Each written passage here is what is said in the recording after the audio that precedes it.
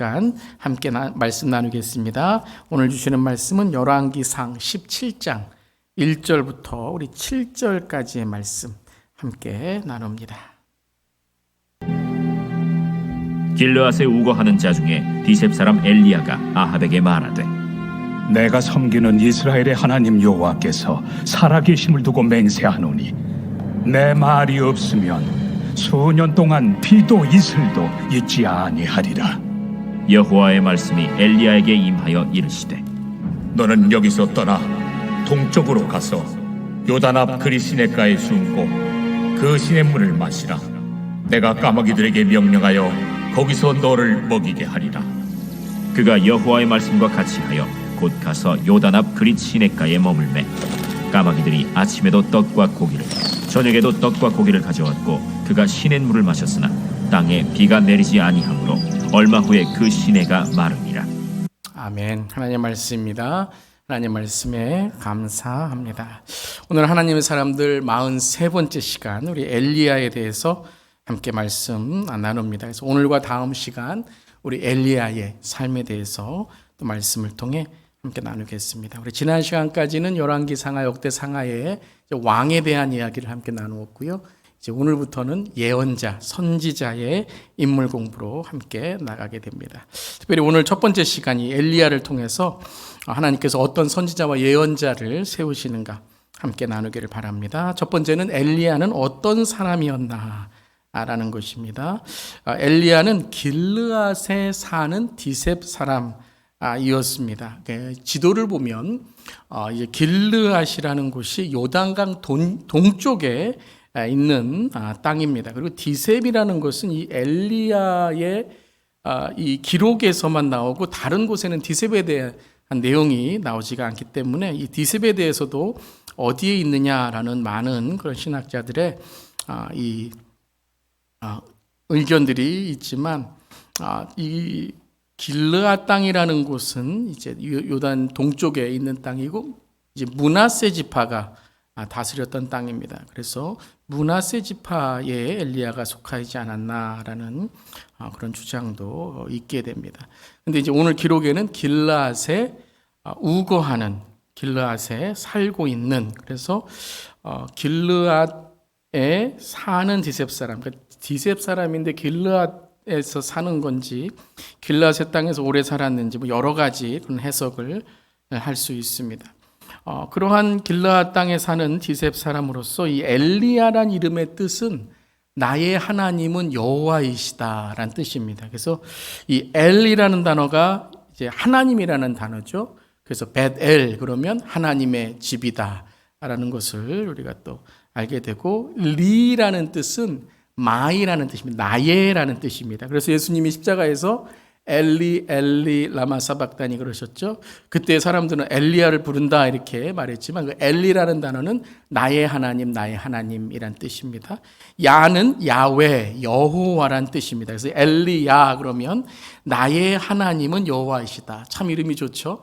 그래서 하나님이 바로 나의 여호와이시다. 나의 하나님은 여호와이시다 라는 뜻입니다. 엘리야는 북이스라엘의 선지자였죠. 북이스라엘 선지자 중에도 많은 선지자들이 있었는데 특별히 아합 왕 때에 활동하였던 이 선지자였습니다. 가장 악한 왕으로서의 이 아합 왕을 우리가 기억하죠. 열왕기상 10장 30절에도 오므리의 아들 아합이 그의 이전의 모든 사람보다 여호와 보시기에 악을 더욱 행하였다라고 기록되어 있습니다. 이 아합하면 또 누가 기억나시죠? 이세벨이 기억나시죠? 아합보다 더 악한 여인, 부부가 다 악한 거예요. 아합과 이세벨. 그때에 이제 엘리야 선지자가 활동했다라는 것이죠. 그래서 우리가 오늘 읽은 17장 1절에도 길르앗에 우거하는 자 중에 디셉 사람 엘리야가 아합에게 말하되 내가 섬기는 이스라엘 하나님 여호와께 살아계심을 두고 맹세하노니 그러면서 기근이 들 것이다. 비가 수년 동안 오지 않을 것이다라고 하나님의 말씀을 전하게 됩니다. 그래서 이제 이 엘리야로부터 시작해서 많은 이제 선지자 예언자들이 나오게 됩니다. 북이스라엘의 또 남유다의 선지자 예언자들이 나오게 되고 또 여러 이방 나라들의 복음을 전한 선지자들도 나오게 되는 거죠. 대표적으로 요나는 니누에, 아수르의 수도였던 니누에에 또 복음을 전했던 사람이죠. 이 예언자 선지자라는 말을 들을 때 우리는 꼭 미래에 점치는 사람들, 미래를 알아맞추는 사람들, 이렇게 어떤 선견, 예언 이렇게 생각하는데요. 성경에서 말하는 정확한 이 예언자 선지자란 뜻은 하나님의 말씀, 즉 하나님의 뜻과 계획을 전하는 자란 뜻입니다. 그래서 히브리어로 나비인데요. 그렇게 기억하시면 돼요. 나비, 날아다니는 나비. 히브리어로 나비처럼 하나님의 말씀을 전한다 라는 것으로 기억하시면 될 텐데, 이 나비라는 단어의 원어의 뜻이 바로 전하는 자, 하나님의 말씀을 전하는 자란 뜻이죠. 그래서 그것이 미래가 될 수도 있고 현재가 될 수도 있고 어떤 예언의 회개의 그런 촉구가 될 수가 있고 또 때로는 축복의 말씀이 될 수 있는 거죠. 그래서 하나님은 시공간을 초월하시기 때문에 그것이 미래의 일도 될 수 있고 또한 현재의 과거의 일도 될 수 있는 거죠. 근데 가장 중요한, 모든 예언자 선지자들에게 가장 중요한 말씀이 무엇이냐면 하나님의 말씀이 임하여서라는 것이에요. 자기 말을 하는 게 아닙니다. 하나님의 말씀을 전하고 하나님의 뜻을 전할 때 예언자 선지자라는 것이죠. 그런 의미에서 본다면 우리가 전도하고 복음을 전하는 우리들도 바로 예언자의 삶을 사는 것입니다. 아멘. 그렇기 때문에 우리가 말씀을 읽고 기도하는 삶이 참 중요한 거예요. 내 생각과 내 뜻과 내 말이 아니라 하나님의 뜻과 하나님의 계획을 전할 때에 예언자 선지자는 자기의 능력이 아니라 하나님의 말씀을 전할 때 하나님의 능력을 갖게 되는 것이죠. 저 여러분도 성령님이 우리 안에 거하신 줄 믿습니다. 그 때문에 우리의 말이 하나님의 말씀, 하나님의 뜻, 하나님의 계획을 전하는 성령의 말이 되어야 될 줄 믿습니다. 그러니까 우리의 말에는 능력이 있어요. 그래서 우리의 말을 통해서 또한 하나님께서 하나님의 뜻과 계획을 전하신다. 참 우리에게 책임감이 있고 또 부담감도 있지만 특권이고 축복인 줄 믿습니다. 그래서 예언자 선지자는 이방 그런 나라들의 점치는 그런 사람들이 아니라 하나님의 말씀, 하나님의 참신, 하나님의 뜻을 전하는 자들이다라는 것이죠. 자, 엘리야 하면 또 뭐가 유명하죠? 죽음을 보지 않았던 사람이죠. 죽음을 경험하지 않고 하늘에 올라간 사람이죠. 대단한 거죠. 딱 두 명이죠. 에녹과 엘리야. 죽음을 보지 않고 이제 하늘로 올라간 거죠. 그래서 이 엘리야를 통해서 또한 우리가 부활하고 또 주님을 만나는 또 우리의 삶, 또 휴거의 삶, 또 우리가 또 감사할 수 있는 것입니다. 열왕기하 2장에 나오죠. 엘리사가 그를 따라갈 때에 길을 가며 말하더니 불수레와 불말들이 두 사람을 갈라놓고 엘리야가 회오리 바람으로 하늘로 올라갔다라는 기록이 있게 됩니다. 또한 엘리야가 또 유명한 게 무엇이죠? 신약에서 엘리야가 유명한 게 바로 변화산 사건이죠. 모세와 함께 변화산에서 예수님을 만나게 됩니다. 그래서 마가복음 9장, 마태복음에도 있고 누가복음에도 있지만 마가복음 9장에 이에 엘리야가 모세와 함께 그들에게 나타나 예수와 더불어 말하였다라는 기록이 있어요. 왜 모세와 엘리야죠? 제가 변화산 주일에 말씀드렸는데요. 모세는 무엇을 대표하죠? 율법, 십계명, 율법을 대표하고 엘리야는 누구를 대표하죠? 선지자. 그래서 율법과 선지자의 강령이다. 그걸 완성하신 분이 바로 예수님이시다라는 것이죠. 그래서 엘리야는 선지자의 대표입니다. 그래서 오늘 이제 시작하는 이 선지자가 엘리야인데요. 그러니까 엘리야의 삶을 볼 때 하나님은 선지자에게 어떤 삶을 살아야 되는지를 이제 말씀하시는 거죠. 또한 엘리야는 다른 모든 선지자는 다 자기의 책이 있어요. 근데 엘리야와 엘리사는 자기의 책이 없죠.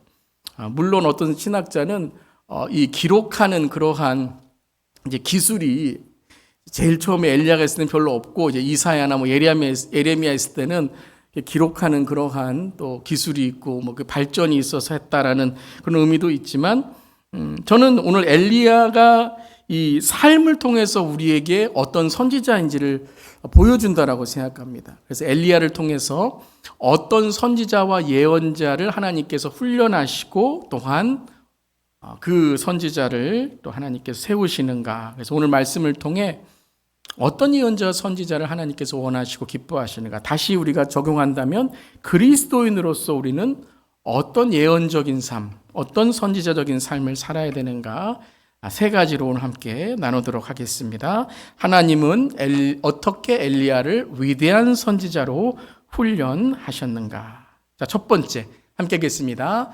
작은 것에 순종함으로 하나님의 위대하심을 깨닫게 하셨습니다. 조금 크게 우리 다시 한번 읽어볼까요? 작은 것에 순종함으로 하나님의 위대하심을 깨닫게 하셨습니다. 자, 엘리야가 17장 1절에 기근이 들 것이다. 수년간 비가 오지 않을 것이다.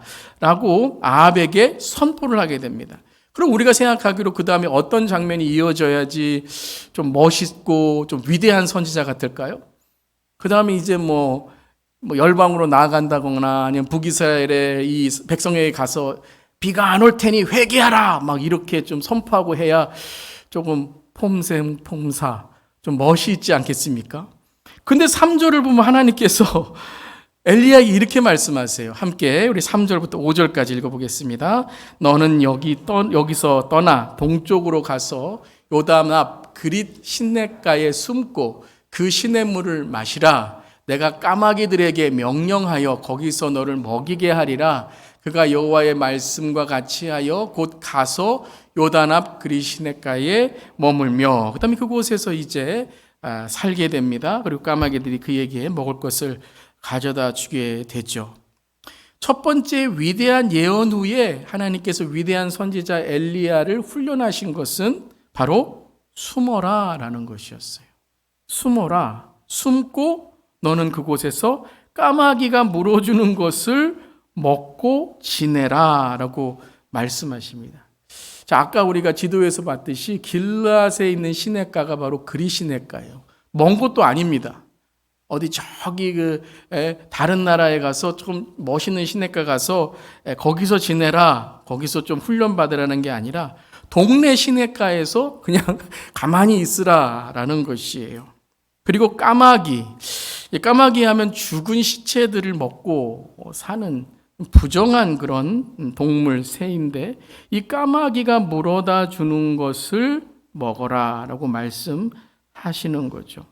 하나님께서 무엇을 지금 엘리야에게 요구하시고 훈련하시는 걸까요? 순종하라는 거죠. 맞습니다. 의지하고 순종하라는 거죠. 의심이 왜 안 들었겠습니까? 하나님 왜 이렇게 합니까? 하나님 왜 까마귀입니까? 그렇지만 그의 첫 번째 훈련은 의심 가운데도 하나님의 말씀을 순종하라. 그래서 이렇게 우리 4절, 5절 나와 있죠. 거기서 너를 먹이게 하려 했더니 그가 여호와의 말씀과 같이 하여. 예언자는 어떤 사람이라고요? 하나님의 말씀을 전하는 자예요. 하나님의 말씀을 가감 없이 전해야 된다는 거예요. 그렇기 위해서는 자기의 생각을 먼저 내려놔야 된다는 것이죠. 하나님께서는 먼저 그에게 위대한 선포, 위대한 예언, 위대한 선지자의 그러한 소리가 아니라 하나님의 소리, 하나님의 음성에 귀 기울이는 자가 되라라고 말씀하시는 거예요. 작은 음성에. 작은 것은 단지 어떤 세밀하고 잘 들리지 않는 음성이 아니라 내가 이해하지 못하는 게 때로는 작은 것이 될 수 있어요. 그렇죠. 내가 좋아하는 것, 내가 이해하는 것, 내가 하고 싶은 건 다 커 보여요. 그런데 내가 하고 싶지 않은 건 아무리 커도 작아 보이고 하고 싶지 않습니다. 왜 피하고 싶겠습니까? 이제 아합에 나가서 왕궁에 가서 좀 한마디 멋있게 해야 되는데 너는 하나님의 음성을 먼저 듣고 그 음성을 순종하라라는 것이죠. 자, 첫 번째는 시냇가에 숨어 까마귀가 먹여다 주는 것을 먹고 지내라 였습니다. 두 번째 훈련도 바로 9절부터 이어집니다. 함께 읽겠습니다. 너는 일어나 시돈에 속한 사르밧으로 가서 거기 머물라. 내가 그곳 과부에게 명령하여 내게 음식을 주게 하였느니라. 자, 시돈 하면 바알을 섬기는 지역입니다. 그것도 그곳에서 사르밧이라는 곳은 가장 가난한 지역을 뜻하는 거예요. 그뿐만 아니라 사르밧에서도 과부라는 것은 그런 가장 가난한 사람의 대표적인 사람을 오늘 말씀하시는 거죠. 물론 그 과부라는 단어가 아니라 오늘 9절부터 시작한 이 사르밧 과부의 삶을 볼 때 나는 이 음식만 먹고, 그러니까 마지막 어떤 자기가 가지고 있는 음식 먹고 이제는 끝나겠습니다. 이제는 나는 죽겠습니다라는 고백까지 하게 되는 것이죠. 바알을 섬기는 곳에 가서 가장 가난한 사람에게 복음을 전하라는 게 아니라 뭐 하라고요? 먹을 것 달라 그러라는 거예요. 먹을 것 달라고. 아니 그냥 부자 집에 가서 좀 먹을 것 달라 그래도 줄까 말까 한데 가장 가난한 사람에게 가서 그것도 뻔뻔하게 내가 여기 왔으니 지금 먹고 죽을 그 마지막 음식을 내게 달라고 요구하라라는 것이죠. 동일한 훈련이죠. 어떤 훈련이요? 순종입니다. 순종. 물론 사르밧 과부의 믿음이나 사르밧 과부의 어떤 배려, 또 사르밧 과부가 얼만큼 예언자, 선지자를 섬기느냐를 보시기 위한 것도 있겠지만 가장 대표적인, 가장 핵심적인 내용은 바로 엘리야의 순종입니다. 엘리야가 순종하고 갔을 때 그의 말씀을 듣고 사르밧 과부가 그에게 의심이 있고 원망의 그런 생각이 있었지만 그는 자기 먹을 거 준 거죠. 네. 누가 먹던 이거 먹고 이제 끝인데 누가 먹던 무슨 상관이에요 하고 주었던 것이죠. 그리고 그 다음에 기적이 일어나게 됩니다. 예수님도 12제자를 부르시고 권능을 주셨습니다. 우리 마가복음 6장 7절 8절 읽어보겠습니다. 12제자를 부르사 둘씩 보내시며 더러운 귀신을 제어하는 권능을 주시고 명하시되 여행을 위하여 지팡이 외에는 양식이나 배낭이나 전대의 돈이나 아무것도 가지지 말며 신만 신고 두 벌 옷도 입지 말라. 자, 권능을 주셨어요. 권능을 주시고 명하시면서 뭐라 그러셨어요? 자, 너희들 가서 위대하게 선포해라. 아니면은 가서 성령을 외치라 이런 것이 아니라 첫 번째 명령이 뭐라고요? 가져가지 말고 옷도 많이 가져가지 말라라는 거예요. 동일한 의미죠. 하나님만 의지하라라는 것이에요. 그리고 순종한 자는 주님만 의지하여 권능을 깨닫게 됩니다. 누구의 권능이요? 예수님의 권능. 내 힘과 능력, 내 옷과 내 먹을 것으로 살아가는 사람은 주님 의지할 필요가 없죠. 내 지식, 내 학력, 내 돈, 내 어떤 능력으로 살아가는 사람은 예수님의 권능이 필요 없죠. 그런데 오늘 예수님께서는 권능을 주시고 첫 번째 어떤 훈련을 하셨는가? 순종과 의지의 훈련이다라는 것이에요. 많은 경우에 우리는 이 첫 번째 훈련에 실패한 경우가 많이 있습니다. 하나님께 권능을 달라고, 하나님께 은사를 달라고, 하나님께 위대한 깨달음을 달라고 기도하는데 우리는 그것과 더불어 순종과 의지를 주님께 드리지 않습니다. 그 능력과 의지와 깨달음과 학력과 지식과 교회에서 어떤 믿음의 인정을 통해서 내가 드러나길 원하지 예수님을 더 의지하고 예수님의 말씀을 더 순종하지 않으려고 할 때가 있다는 것이죠.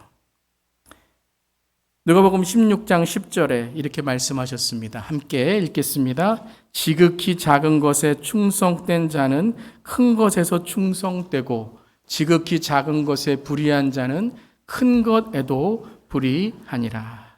지극히 작은 것에 충성된 자가 뭐에도 충성된다고요? 큰 것에도 충성된다라는 것이에요. 그런데 예수님은 가장 첫 번째 무엇을 훈련하신다고요?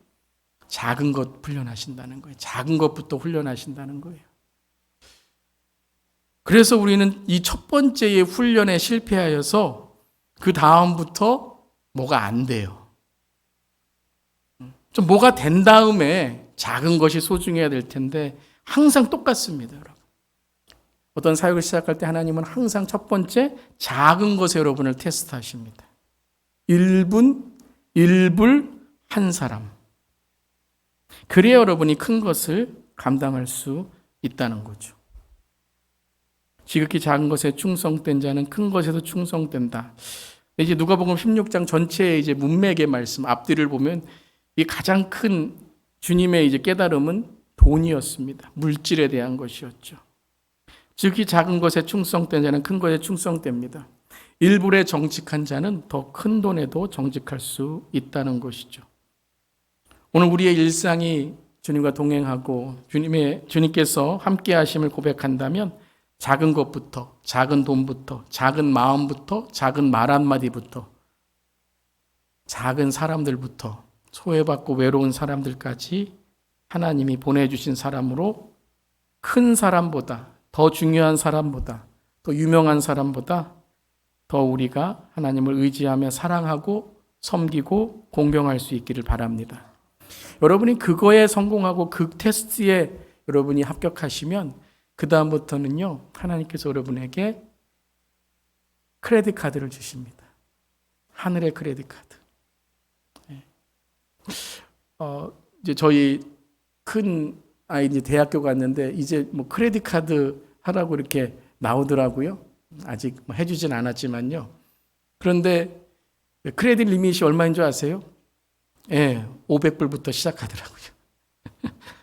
아니 좀 많이 해줬으면 좋겠는데, 그런데 그 500불에 이 훈련이 되면 그 다음부터 1000불, 5000불, 10,000불 이렇게 커지더라고요. 여러분 작은 것에 불평하지 마시고 작은 것에 감사하시면서 신실하시길 바랍니다. 하나님에게는 작은 것 큰 것 없고요. 큰 사람 작은 사람 없습니다. 왜요? 하나님은 하나님이시기 때문입니다. 하나님 모든 것을 초월하시기 때문입니다. 누가 중요하고 누가 안 중요해서가 아니라 하나님은 모든 것을 초월하시기 때문에 그 모든 것들이 다 하나님께는 능력이 될 수 있고 때로는 하나님께는 그것이 심판이 될 수 있는 줄 믿습니다. 작은 것에 실패하셨습니까? 작은 것부터 회복하시길 바랍니다. 일상에 실패하셨습니까? 일상부터 회복하시길 바랍니다. 작은 사람이라고 무시하셨습니까? 그 사람한테 가서 하나님의 사랑을 회복하시길 바랍니다. 그럼 여러분에게, 저에게 더 큰 것을 맡겨주실 줄 믿습니다. 자, 두 번째, 예언자 선지자가 가져야 될 마음, 엘리야를 통해서, 대표적인 엘리야 선지자를 통해서 주님께서 훈련하십니다. 함께 읽겠습니다. 긍휼의 마음을 통해 위대한 기적이 이루어짐을 알게 하셨습니다. 자, 예언자 선지자는 하나님의 말씀을 전하기 때문에 능력을 주셔서 기적을 행하고 능력을 주셔서 하나님의 놀라운 일들을 행하도록 하십니다. 왜냐하면 깨닫지 못하는 사람이 너무 많아서 기적도 행하게 하시고 능력도 행하게 하셔야 그들이 하나님이 살아계심을 보기 때문입니다. 저 여러분에게도 그런 하나님의 임재와 능력이 임하기를 바랍니다. 자, 그러려면 예언자 선지자에게 어떤 마음이 있어야 되는가? 자, 그것이 이제 사르밧 과부에게 가서 하나님께서 훈련하신 것입니다. 자, 첫 번째 훈련은 사르밧 과부에 가서 믿음의 훈련이었죠. 17장 14절에 이렇게 엘리야가 사르밧 과부에게 선포하죠. 함께 읽겠습니다. 이스라엘의 하나님 여호와의 말씀이 나 여호와가 비를 지면에 내리는 날까지 그 통의 가루가 떨어지지 아니하고 그 병의 기름이 없어지지 아니하니라 하셨느니라. 근데 이 선포를 어디에 가서 한다고요? 사르밧 과부의 집입니다. 그 과부에게 지금 이 가장 가난한 집에 이 선포를 하는 것입니다. 왜 그러셨을까요? 왜냐하면 기근과 흉년이 들 때 가장 고통받는 사람은 가장 가난한 사람입니다. 우리는 아합에게 가서 선포하고 예언하기를 원합니다. 우리는 좀 유명한 사람에게 가서 선포하고 이 기름이 떨어지지 않을 거야. 통에 가루가 떨어지지 않을 거야 라고 말합니다. 그들 안 듣습니다, 여러분. 왜요? 그들은 이미 몇 년 먹을 게 창고에 있기 때문에 안 듣습니다. 기근과 흉년은 그들에게 아무것도 아닙니다. 아합에게 흉년이 든다고 무서워할 것 같으세요? 아니에요. 그런데 그 악한 왕을 통해서 가장 고통받는 사람들이 누구입니까? 가난한 사람들입니다. 백성입니다. 바로 그것을 깨닫게 하시려고 하신 것입니다.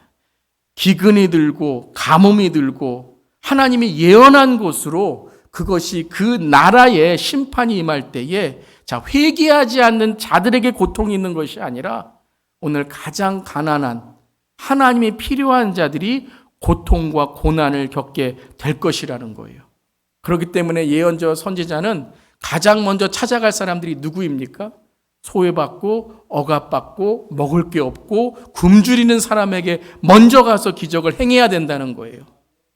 내가 원하고 싶은 사람, 내가 만나고 싶은 사람, 내가 유명해지는 것, 내가 이만큼 기적을 베풀었으니까 사람들이 얼마나 인정을 하는가, 내가 얼마나 은사를 많이 가졌는데, 내가 얼마나 말씀을 많이 깨달았는데, 그걸 우리가 인정받기 원하는 사람들은요, 여러분, 그렇다고 해서 하나님 믿지 않습니다, 여러분. 오히려 우리를 깔봅니다. 교만해. 아이고, 뭐 은혜 받았다고 하면 저렇게 자랑만 해. 그런데 정말 필요한 자들이 누구인지 아십니까? 치유의 은사를 받으면 병든 자에게 가셔야 돼요. 복음의 은사를 받으면 비신자들에게 가야 돼요. 왜 믿는 자들끼리 내가 은혜 받았어, 은사 받았어, 말씀 깨달았어. 물론 그것이 참 은혜롭고 좁지만 우리 많이 경험했지 않았습니까? 예수를 모르는 자들에게, 예수가 필요한 자들에게, 먹을 것이 필요한 자들에게, 병고침이 필요한 자들에게, 의인이 아니라 죄인에게, 건강한 자가 아니라 병든 자에게 우리가 가야 될 줄 믿습니다. 바로 이것이에요. 우리가 왜 예수를 믿었는가? 왜 예언자와 선지자가 되었는가? 그것은 바로 하나님이 가라고 하신 그 잃어버린 영혼, 하나님이 가라고 하신 배고픈 영혼, 하나님이 가라고 하신 그 억압받고 소외받은 자들에게 먼저 가라고 말씀하시는 거예요. 그것이 바로 선지자와 예언자이고 그것이 바로 그리스도인이고 그것이 바로 예수님이 이 땅에 섬기러 오신 거라는 거예요. 여러분, 우리의 믿음이 이 땅의 가난한 자들, 이 땅에 주님이 필요한 자들에게 함께 있기를 바랍니다. 우리 교회가 정말 이 땅에 주님이 필요한 자들, 배고픈 자들, 육적으로, 영적으로, 정신적으로 주님이 필요한 자들에게 나아갈 수 있기를 바랍니다. 교회 안에서만 선교적 교회가 아니라, 교회 안에서만 선교적 삶이 아니라 진정 주님이 필요한 자들에게 나아가는 예언자와 선지자가 될 수 있기를 바랍니다. 말만 뻔드럽게 하는 게 예언자, 선지자가 아닙니다. 심판만 전하는 게 예언자, 선지자가 아닙니다. 가난한 자에게 가서 그 통에 가루가 떨어지지 아니하고 병의 기름이 떨어지지 않도록 계속 기적을 베푸는 것. 왜요? 그것이 생명이기 때문에. 아합에게 멋있어 보이는 게 중요한 게 아닙니다, 여러분. 처음 가서 얼마나 하나님이 나를 칭찬할까가 중요한 게 아니라는 거예요. 잃어버린 영혼들, 지금 지옥 갈 영혼들을 주님께 인도하는 것이 우리의 사명이고 하나님께 주신 특권인 줄 믿습니다. 제발 우리가 정신 차릴 수 있기를 바랍니다. 은혜 받고 은사 받는 것은 하나님이 우리에게 실천하라고 하는 것이지 우리에게 자랑하라고 하는 게 아니라 사랑하라고 하는 줄 믿습니다. 그런데 이렇게 기적을 행했는데, 이렇게 하나님께서 주신 은혜가 있는데 그 가정은 계속 어려워져요. 그렇습니다, 여러분. 가난한 자에게는요, 또 고난이 있고 고통이 있고, 그 가난을 통해서 지금 수년간 있는 이 가뭄을 통해서 병이 있는 거예요, 병이. 병든 아들이 있는 거예요. 그래서 먹을 거는 해결이 됐는데 병은 해결이 안 된 거예요. 17절, 2일 후에 그 집 주인 되는 여인의 아들이 병들어 증세가 심히 위중하다가 어떻게 됩니까? 죽게 됩니다. 죽게 돼요. 네. 돈이 있는 사람은요, 병원 갈 수 있죠. 아합은 자기가 아프면 의원들 한 100명은 부를 수 있고, 뭐 구술하고 해서 뭐 날려고 그렇게 많이 자기의 것을 허비하지만, 지금 먹을 게 해결됐지만 건강이 해결되지 못하고 병이 해결되지 못하고 의사를 부르지 못하는 그러한 가정이 있고 사람들이 있다는 것입니다. 아, 그렇구나. 하나가 해결된다고 해 다 해결되는 것이 아니구나. 계속해서 하나님의 복음을 전하고 계속해서 하나님의 기적을 행하고 내가 주님께서 주신 능력을 쓸데없는 것에 내가 자랑하는 것이 아니라 정말 필요한 자들에게, 그 연약한 자들에게 계속해서 내가 하나님의 이 능력과 권능을 행해야 되겠구나. 하나님 더 능력 주세요. 하나님 더 권능 주세요. 하나님 더 나를 채워주세요 할 때 하나님은 그 하나님의 마음을 더 채워주시고 능력을 주시는 줄 믿습니다. 계속 훈련하시는 거예요. 어떤 훈련이요? 긍휼의 마음의 훈련이에요. 여러분, 사람을 긍휼히 여기고 불쌍히 여기는 거는요, 한 번 여러분 우리가 긍휼히 여기고 불쌍히 여긴다고 되는 게 아닌 것 같아요. 우리 이기적인 사람입니다. 불쌍하다 그러면서 뒤돌면 또 내가 먹을 것, 내가 채울 것, 내가 살아갈 것만 생각해요. 근데 계속해서 우리는요, 하나님의 마음을 구해야 돼요. 긍휼의 마음을 구해야 돼요. 그러려면 어떻게 된다고요? 우리 주위를 돌아봐야 돼요. 주위를 돌아봐야 돼요. 누가 정말 어려운가? 누가 정말 여러분 주님이 필요한가? 저는 항상 병원에 신방 가면 항상 깨닫는 게 참, 정말 몸이 아픈 신분, 몸이 편찮으신 분이 참 많아요. 참 많아요. 건강할 땐 모르는데 한번 아파보면, 야, 아픈 사람이 왜 이렇게 많은가? 또 그 병에 걸려보면 같은 병에 걸린 사람들이 얼마나 많은가 알게 돼요. 바로 이 여인의 아들이 병들어 죽었다라는 말을 듣고 엘리야는 그 집을 떠날 수가 없습니다. 그런 이후에 엘리야가 이제 어떻게 하나님께 부르짖습니까? 우리 엘리야의 기도, 그리고 엘리야가 어떻게 이 기적을 행했는가? 17장 20절 21절입니다. 함께 읽겠습니다. 여호와께 부르짖어 이르되 내 하나님 여호와여, 주께서 또 내가 우거하는 집 과부에게 재앙을 내리사 그 아들이 죽게 하셨나이까 하고 그 아이 위에 몸을 3번 펴서 엎드리고 여호와께 부르짖어 이르되 내 하나님 여호와여, 원하건대 이 아이의 혼으로 그의 몸에 돌아오게 하옵소서. 네. 말만 한 게 아니에요. 이건 엘리야로 통해서 앞으로 예언자, 선지자, 또한 예언과 선지자의 삶을 살아갈 사람들이 어떤 삶을 살아야 되는가를 말씀하시는 거예요. 여러분, 이 죽은 시체의 아이 위에 엘리야가 어떻게 했죠? 몸을 3번 펴서 엎드렸습니다. 겹쳤다는 거예요. 엎드렸다는 건 겹쳤다는 거예요. 죽은 아이의 몸을 3번이나 겹쳐서 기도하고 부르짖었다는 거예요. 여러분, 유대인들에게 또 이스라엘의 문화에는 시체를 만지면 어떻게 되죠? 부정하게 됩니다. 그냥 우리가 아유 더러워, 손 씻어야, 이게 부정이 아니에요. 이건 뭐냐 하면 죄예요, 죄. 그리고 그것이 해결되지 않으면 지옥 가는 거예요. 시체에 몸을 담는다는 것은 여러분, 지금 엘리야가 내가 부정하게 되겠습니다라고 하나님께 말하는 거예요. 시체에 몸을 겹쳐 자기로 하여금 부정한 사람을 만드는 거예요. 그런데 하나님께서는 그 부정한 것보다 무엇을 받아주셨습니까?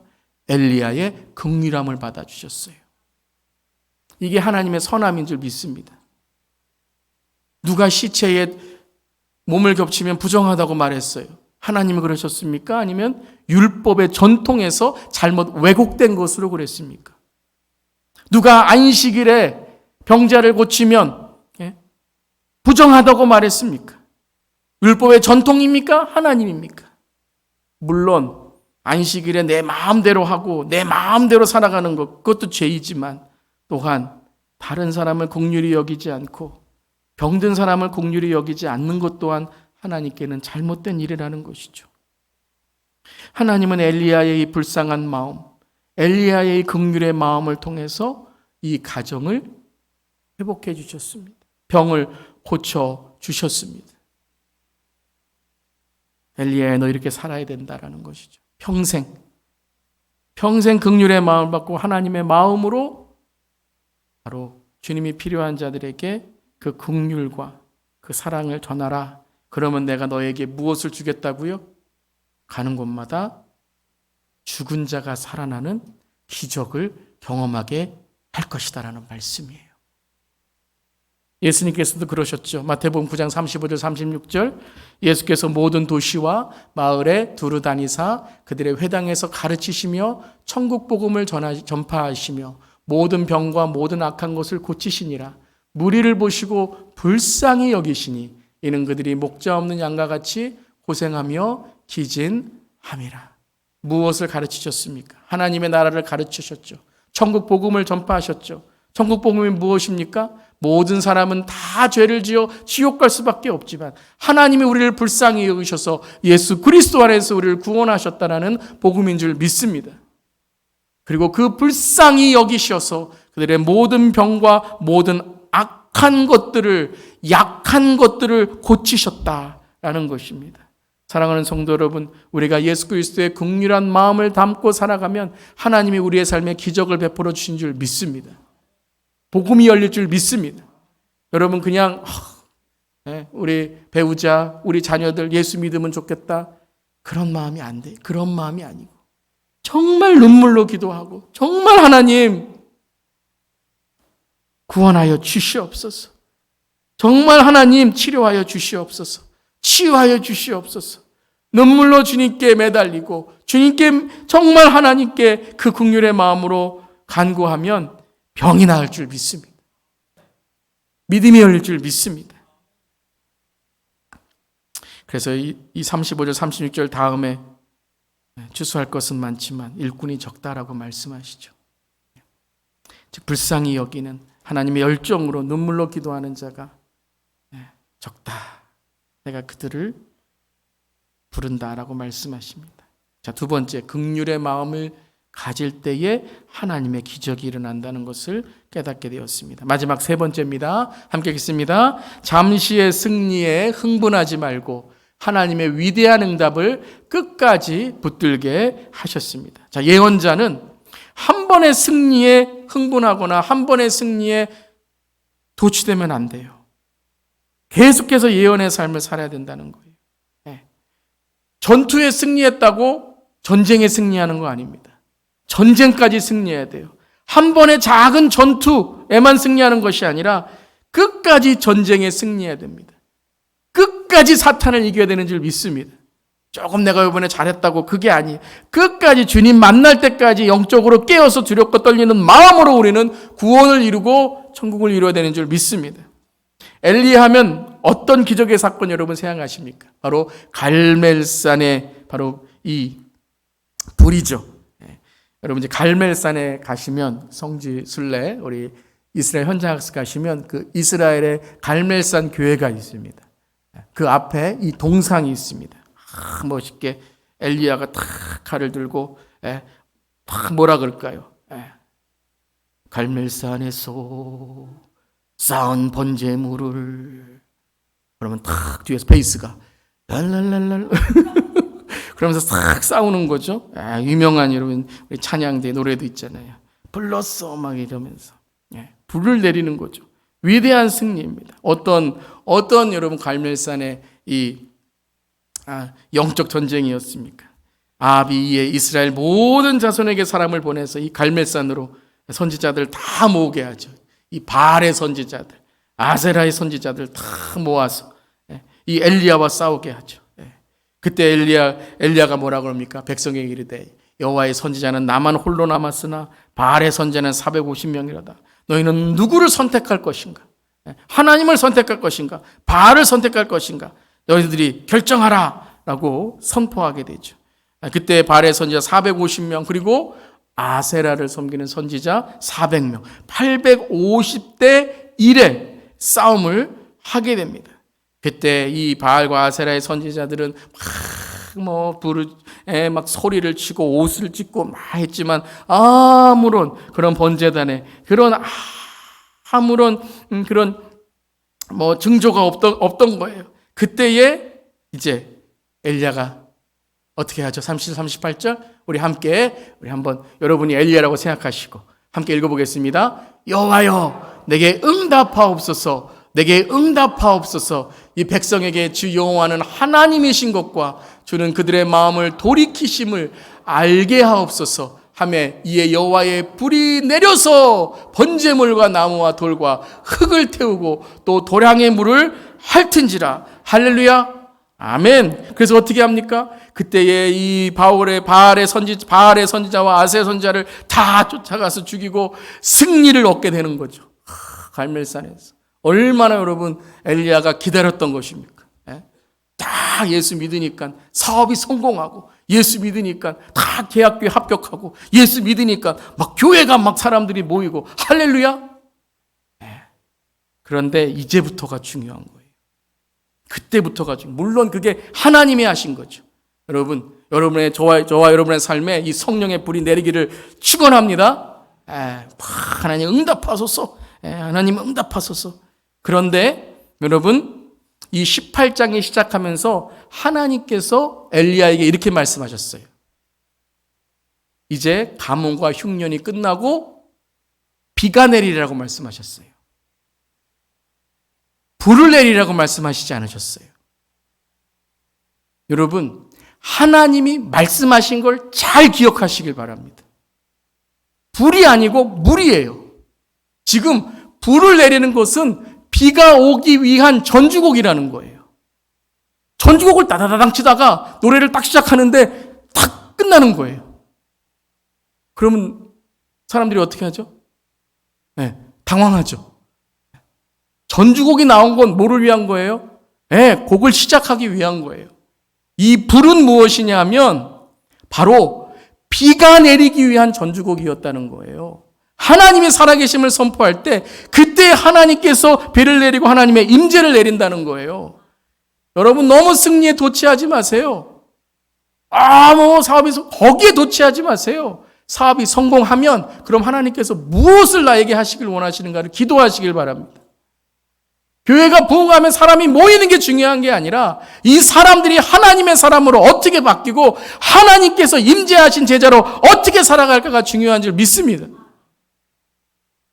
불도 중요해요. 그냥 불이 없었다면 사람들이 하나님의 임재를 지금 보지 못하죠. 근데 하나님의 임재가 있는 게 중요한 게 아니라 실패이든지 고난이든지 성공이든지 형통이든지 하나님이 무엇을 말씀하시냐를 기도해야 된다는 거예요. 주의를 다시 돌아봐야 된다는 거예요, 여러분. 주의를. 항상 잘 되면 항상 내가 잘한 것처럼 그러다가 넘어진다니까요. 갈멜산 주위를 돌아봐야 돼요. 지금도 이제 갈멜산 교회는 산 위에 있습니다. 그래서 갈멜산 주위를 보면 이렇게 이스라엘 평야가 있어요. 이스라엘 평야가. 그런데 여러분 상상해 보세요. 이거는 평야가 비옥할 때의 사진입니다.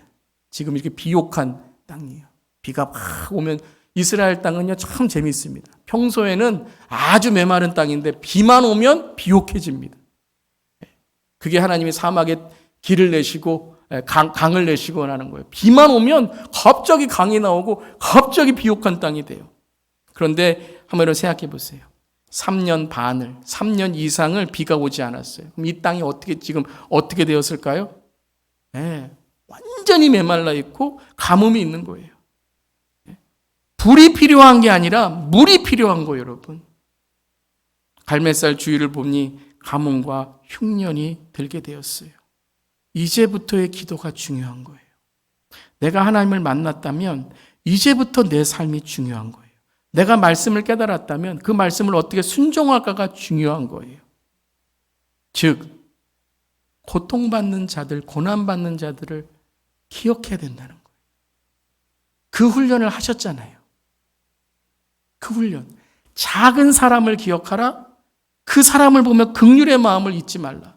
근데 우리는요, 한 번 무슨 불을 받고 무슨 은사를 얻고 막 내가 무엇이 된 것처럼 하면 그때부터 뭐냐면 내 예전 것들, 내 예전에 있었던 그런 겸손해야 될 일은 다 잊어버려요.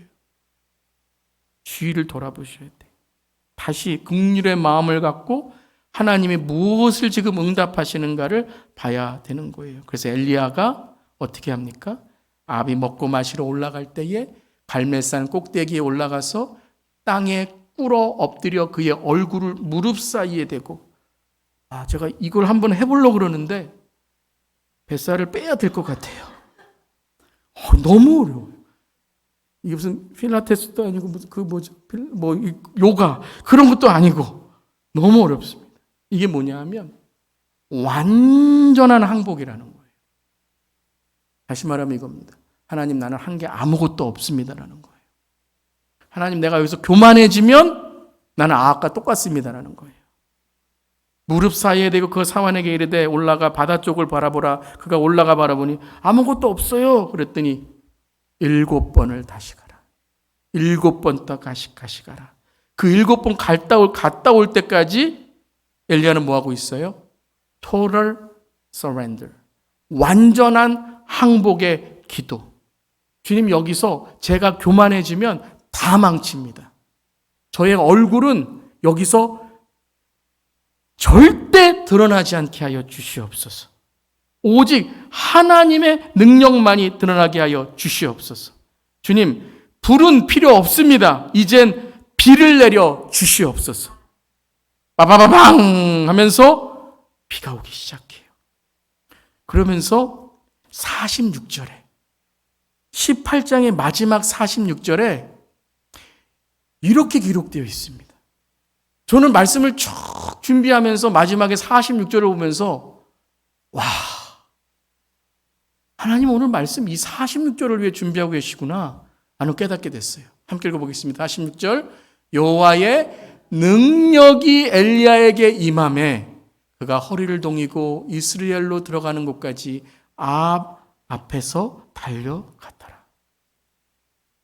여호와의 능력이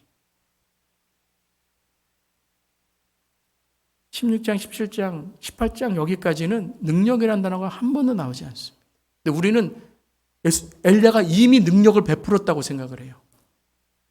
능력을 이미 행했다고 생각해요. 아니요. 누가 능력을 행하셨어요? 하나님이요. 엘리야는 자기가 능력을 행했다고 한 번도 말하지 않았어요. 이제 모든 것을 하나님께 올려드릴 때 하나님께서 엘리야에게 능력을 허락하셨다는 거예요. 이게 여호와의 위대함입니다. 이게 예언자와 선지자가 살아가야 될 삶인 줄 믿습니다. 능력은 처음에 받는 게 아니고요. 능력은 마지막에 받는 거예요. 왜요? 하나님이 하셨음을 고백하는 자만 능력을 죽을 때까지, 아니 주님 만날 때까지 유지할 수 있기 때문입니다. 이걸 하나님은 대표 선지자 엘리야를 통해서 이제 다가올 선지자들에게 선포하고 있는 거예요. 너희들 엘리야가 책 써서 배우는 게 아니다라는 거예요. 여러분, 신앙은 글로만 배우는 게 아닙니다. 신앙은 말로만 배우는 게 아닙니다.